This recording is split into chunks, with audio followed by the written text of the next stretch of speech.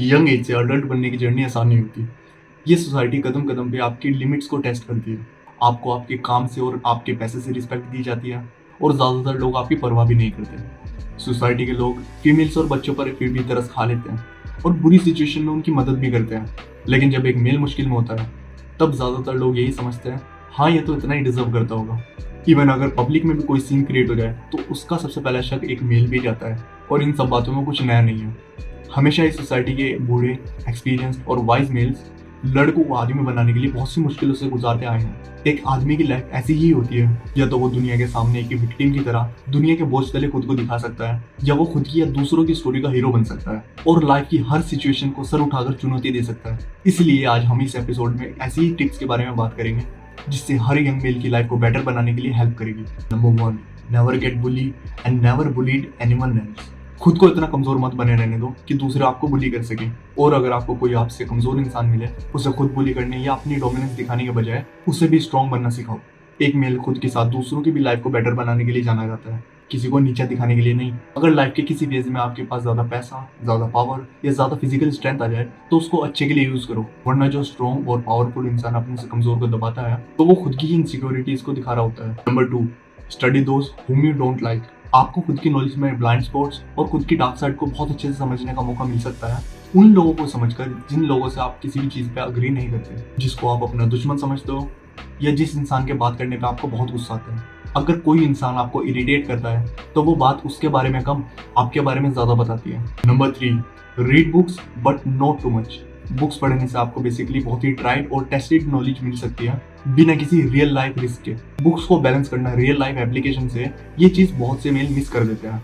कई mails books को read करने की एडवाइस देते हैं, और कई मेल्स बुक्स को इग्नोर करके खुद को पूरी दुनिया को एक्सप्लोर करने की चाहत में अपने आप को जरूरत से ज्यादा उलझा लेते हैं। इसलिए दोनों चीज को बैलेंस करो। क्लासिकल बुक्स को भी रीड करो और उन चीज को रियल लाइफ में भी अप्लाई करो। बुक्स को बस एक गाइड की तरह देखो, एक एक्चुअल गाइड की तरह नहीं। Number 4, be ready to lose everyone and everything. जिस भी चीज से आप अटैच हो जाते हो, वही चीज आपकी वीकनेस बन जाती है। चाहे हम आपके घर की बात करें, आपकी गाड़ी की, या आपके किसी भी फैमिली मेंबर की। हमेशा खुद को ये समझाओ कि प्यार का मतलब किसी चीज से चिपक कर बैठना नहीं होता। जब आप इस तरह का एक डिटैच माइंडसेट डेवलप कर लेते हो, तब मुश्किल के समय आप लोगों के लिए वो कंधा बन सकते हो जिस पर सर रखकर वो रो सके। डॉक्टर जॉर्डन पीटरसन हर यंग मेल को एडवाइस करते हुए बोलते हैं कि इतने स्ट्रॉन्ग बनो, जब आपके घर पे आपके फादर की डेथ हो, तब लोग आपके ऊपर रिलाई कर सके। अगर मुश्किल के समय आप खुद ही टूट जाते हो, तब ऐसे में आप एक मर्द नहीं, बल्कि एक एडल्ट की बॉडी में एक बच्चे हो। Never waste time fighting with bad habits. बुरी आदतों से लड़ने में आपकी बहुत सी विल पावर वेस्ट हो सकती है। साइंस और स्पिरिचुअलिटी भी इस पे बिलीव करते हैं कि खुद की आदतों को बदलने का सबसे बेस्ट तरीका है अपनी आदतों को डायरेक्टली नहीं, बल्कि उनको इनडायरेक्टली चेंज करो। जैसे नई और हेल्दी हैबिट्स को डेवलप करके। जैसे स्मोकिंग को छोड़ने के लिए अपनी सिगरेट की टेम्पटेशन के साथ मत लड़ो, बल्कि उसको रिप्लेस करो हेल्दियर डाइट को फॉलो करना, एक्सरसाइज करना, या अपने लॉन्ग टर्म्स गोल्स बनाना। अब इन सब चीजों के साथ साथ आपकी स्मोकिंग की आदत भी कम होने लगेगी। Number 6, learn to be joyful in the aloneness. खुद के साथ अकेले रहने से आपको ये पता चलेगा कि दूसरे लोग आपकी कंपनी में कैसा फील करते होंगे। जब तक कोई इंसान अकेला रहना नहीं सीख पाता, तब तक वो अपनी खुशी दूसरों में ही ढूंढता रहता है, और वो कभी भी मैच्योरिटी नहीं हासिल कर पाता। इसलिए अगर आप ये चाहते हो दूसरे आपकी प्रेजेंस में एंजॉय करें और आपको हमेशा याद रखें, तो पहले खुद के साथ खुश रहना सीखो। नंबर 7, डोंट रिजेक्ट फेमिनिनिटी और masculinity, become a balance man.